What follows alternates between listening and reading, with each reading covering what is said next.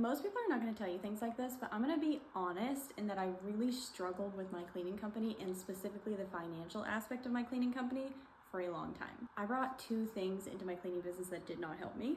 One was a bad money mindset, which we'll get into, and two was just the lack of skills to be able to handle the finances when it came to a business, because I literally couldn't even handle my own personal finances at that point. It got so bad that I had to pay payroll with cash advances on my credit cards that had like $500 credit limits. It was so bad. I remember pulling up to the ATM and having like multiple credit cards, again with like a $500 limit, and having to use the money from those to pay for payroll. Like I would literally put the cash from that withdrawal into envelopes for my girls. It was really, really, really bad, and I had to learn from a lot of mistakes that I made to be able to kind of fix that financial trauma that I went through. I'm honestly gonna say that it was financial trauma, because the number of times that I had an actual like full breakdown, I was not okay. And I almost quit multiple times just because I couldn't figure out the finances. And I have now figured that out. I've now sold my company this year because I was able to figure that out. I was able to make everything work, track everything properly, and price everything to where I was actually profitable. That was definitely not a skill that I had coming into it. So I want to just give you guys kind of the tools that I took multiple years to come up with myself. You guys have heard the saying, leaders eat last. That is kind of the mindset that I went in with when I was building my company. I always thought, I'm gonna just put in the work, I'm gonna put in the work and it'll just come back to me, because I'm gonna put everybody else first in my business, and hopefully karma comes around and treats me well in the future. But I was thinking about it in a way that was not strategic at all. Like I literally just thought because of the work that I was putting in, somehow the universe would give me all of the money that I deserved in the future. Like that's like quite literally what I would think. And while yes, I do think that what you put out in the world, you get back, I also think that you should have some sort of strategy, okay?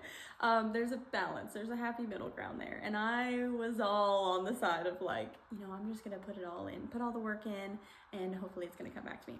No, it never came back to me until I actually put in like a legitimate strategy, so that I knew, okay, with the operations that we have now in the cleaning company, this is what I'm gonna get in profit every single month. This is what I should be shooting for as like a target for profit. This is how much my owner's draw needs to be, blah, blah, blah. Like to say that I didn't have that is an understatement. I would literally do all of my financial projections with back of napkin math.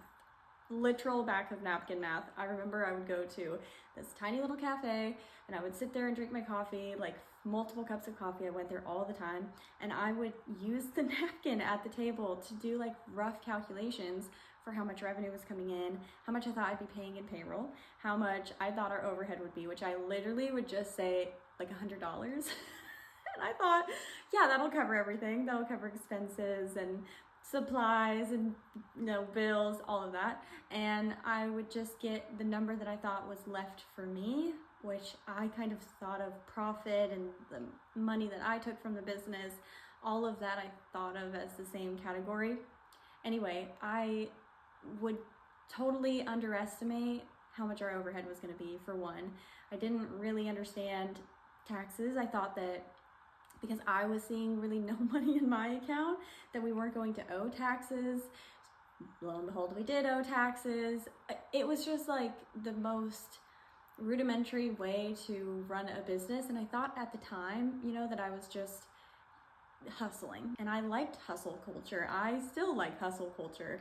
I still like working hard, but I was missing a key piece, which was any skills. I lacked every and all skill that you would need to run the finances for a company. So if you are in the position where you think, I'm just gonna work really hard and it's gonna come back to me, like karma is going to pay me back eventually, I want to just not challenge you, but just give you the tools to pair with that, so that you don't have to rely on karma. You don't have to rely on the universe like paying you back.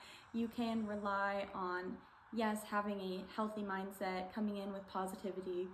Maybe you believe in manifestation, maybe you don't, but also pairing that with solid strategy so that the math backs it up. Like the math should show you exactly the benefit that you will reap financially from your company. And if the math doesn't show you the number that you need, then a strategy needs to be put in place to get you there. which we'll dive into. So I want to cover 3 main things today.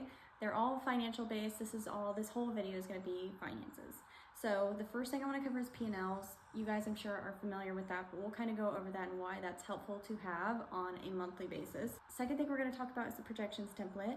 That is a really cool spreadsheet that I use for myself and for all of my students. So we essentially go through and see, okay, what are your operations right now? Like, what's your overhead? How much are you paying? How much are you charging? And how much are you getting yourself? We look at all of those variables and we see what happens when you grow by 10,000 a month. What happens when you grow by 30,000 a month? What happens when you get to, insert whatever the revenue goal is that you've got? Then what do your numbers look like? So it shows you, the way that you're operating now, does that support the growth that you want to see in your company? And are you actually getting enough financially from your company at that stage if you kept everything the same? So usually in that projections template is where it's going to illuminate problems like how much are you paying, potentially overpaying, how much are you charging, potentially undercharging, etc. And then the last thing I want to talk about is profit first. So I'm sure you guys have heard me talk about this if you're on Instagram or TikTok, but this is essentially like the internal accounting system that I use for my company, and I also have all of my students use, because it really, again, just illuminates how much money you should be spending in each category. So like each allocation is going to be profit, operating expenses, owner's draw, taxes. Like those are allocations or like categories that we spend money on in our business. And sometimes it's really hard to determine, well, not sometimes, 100% of the time before I started putting profit first in place, I was just totally in the dark with how much money should I actually be spending on these things, like, is it normal for 90% of my money to be going towards payroll and overhead? No, but like it gives you an indication of what should my goal be? Am I hemorrhaging money here? Should I be working towards paying less into this category or more into this category, etc. So let's start with P&Ls. P&Ls are pretty simple. I'm sure you guys have heard of this or already have them in your business, but it's important that we're actually looking at these things. So on a month-by-month basis, it needs to be the case that you're going in and actually reviewing your P&L from the month prior. So that P&L is going to show you like where is your money going in a bunch of different categories. So think payroll expenses, office supplies, maybe it's the case that you've got professional expenses, maybe it's, somebody who is doing your bookkeeping who's literally doing these P&Ls for you. So it's going to break it down in a bunch of different categories so you can see on a month-by-month basis, okay, are we spending more money in certain months of the year? So maybe it's the case that you spend more money during tax season. So you can kind of see like on a month-by-month basis those ebbs and flows. So maybe you spend more in April or maybe you spend more in December. We kind of need to strategize around that. And then we also can see, are there certain months that you're not profiting very much, right? So we can see trends like that, and it's really important to review those on a month-by-month basis. So P&Ls, I can put up a template for you guys in case you haven't seen a P&L before. So this is what that looks like. It depends on who exactly your bookkeeper is. If you get it done by somebody, it could look, a couple of different ways, but essentially this is going to be like the bare bones layout of a P&L. I'll also put up either right here or I'll put it in the description below a link to a YouTube tutorial where you can, if you want to make these yourself, you don't have the opportunity to delegate that yet, you can create them yourself. They're not super difficult to create. It's just a little bit time consuming, but I'll put a link to a video showing exactly how you can do that if you want to do it yourself. Otherwise, it's usually a few $100s a month for a small business to get their bookkeeping done by somebody else if you wanted to delegate that out. That pretty much wraps it up for the P&Ls. If you guys have questions on that, let me know, but definitely add it to your calendar to be reviewing those P&Ls on a month-by-month basis. Usually like the first week of the month, so you can review the previous month's P&L and kind of make strategic decisions around that. So maybe there are some things that you're spending money on that you realize you don't really need to be spending money on. That's going to be showing up in your P&L. Okay, so next up is the projections template. So this is a spreadsheet that essentially, I'll pop it up right here. So this shows you at different stages in your business dictated by revenue. So let's say, stage 1 is 10K per month, stage 2, 20K, stage 3, 30K per month.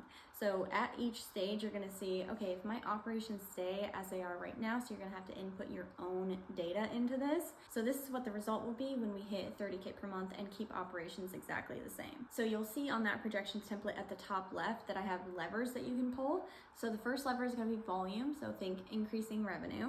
Second lever is going to be decreasing overhead. So think all of the expenses in your business, payroll, supplies, all of that. If we can decrease that, it obviously increases the margin. And the third lever we can pull is obviously the price that we charge the client. So if we have the exact same amount of clients, let's say we've got 20 clients, if we're charging them $35 an hour and then we bump our price up to $55 an hour, that's going to be a huge lever to pull in our business that will allow us to have a better, more healthy margin. So the whole entire point of this spreadsheet, you can probably tell, or maybe you can't, because when I was first looking at my numbers, when I was trying to figure out, what's important, what's not, your pay is so important. So I always used to think like leaders eat last. I always used to say that in my head.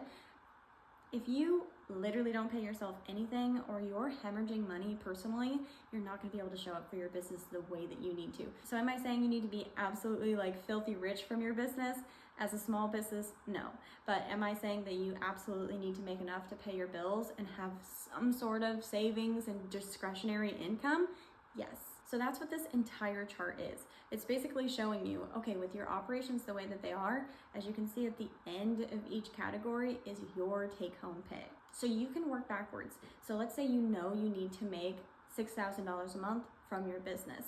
Well, you can work backwards and say, okay, if that is the case, what numbers do I need to plug in here to make sure that I am actually making $6,000 take home pay? Maybe it's the case that you do need to increase your prices. Maybe it's the case that you need to increase the volume, so you need to get more clients. And maybe you're so close and that's the easiest lever to pull. Maybe it's the case that you're paying a little bit too much. Maybe it's the case that your overhead is way too high. This chart allows you to kind of mess around with numbers and see, okay, what's the problem in my business, or what do I need to do to get to the income level that I personally need for my business? I'm going to link the template for this down below so you can download it and use it yourself. If you do that and you need help kind of like filling it out or figuring out what your true overhead, whatever the case is, just let me know. So last but not least is profit first. So this is essentially, like I was saying, a way for you to determine, am I spending the right amount of money in each category in my business? I'll go ahead and link the spreadsheet here so you can download it as well. So the categories are revenue, operating expenses, taxes, profit, and owner's draw. So you're gonna have like 5 categories. Obviously the revenue, you're not gonna be allocating things to your revenue, just goes into that category. But from the revenue account, you're allocating money to each of the other 4 categories. I'll go ahead and put up a chart of what the taps are for 0 to 250K, because usually that's about where most of you guys are at. Beyond 250K, the taps do change, but essentially the taps are target allocation percentages. So if you are within that 0 to 250K range in revenue, Profit First states that you should be shooting for these in terms of the amount that you spend in each category. So 30% of your revenue goes to operating expenses, 50% of your revenue goes to owner's draw, 15% of your revenue goes to taxes. So these are not scientific by any means. When I'm running my numbers, I'm gonna be completely honest with you, I cannot get my expenses to go down to 30%. Just gonna be honest with you. But it is a good goalpost. It's at least somewhere to start so that you can see, okay, maybe I am hemorrhaging money on payroll. If you need help kind of deciding like if you're hemorrhaging in one category or another, please let me know. I can look at your numbers and tell you if they're within the range that I'm usually seeing in cleaning companies, or if it's too high or too low. So Profit First is like an entire system. I recommend doing your research before just like plunging into it. But essentially what this spreadsheet is that I'll link down below, it's showing you like every time you move money from your revenue account into these other accounts, this is how much you're going to be moving. Now, just to be clear, you don't know how much you need to be moving, because you're not just gonna plug in 30% over into an operating expense account. Okay, great, let's just start moving 30% over there. Or 15% over into the tax account. Okay, great, let's just start moving 15% there. It doesn't work like that because your business is operating how it is right now. So if you're currently spending 80% of your revenue on operating expenses, it means that you've got 80% of your revenue in terms of like payroll and all of the other things that your business currently operates with right now. So if you were to just plug 30% in there just wouldn't be enough money to pay for everything. So you kind of have to go through a process to figure out what are the actual allocations that you need to plug in here. But I highly recommend, if you're struggling with kind of deciding, where is my money actually going, for one. So looking back and seeing how much did I actually spend on that? But also if you're trying to determine like what is the normal amount to spend in each category. So this is a a really good way to kind of work your way towards these target allocation percentages if you're either starting out super high or if you just don't even know where to start at all. But again, these taps are a little bit skewed for the cleaning industry in my experience anyway. So from like 0 to 30K per month, it is super hard to hit these allocations when you're growing a team. So if you're struggling a little bit and these don't make sense to you, please just message me and we can kind of work through what the normal allocations are for a cleaning company and for your cleaning company. So I hope it makes sense why all of those 3 things are super helpful and like absolutely changed my business. Again, if you guys want more information on any of these things, please just message me. You can message me on Instagram if you want to. Otherwise, I hope it was helpful and I'll see you in my next video.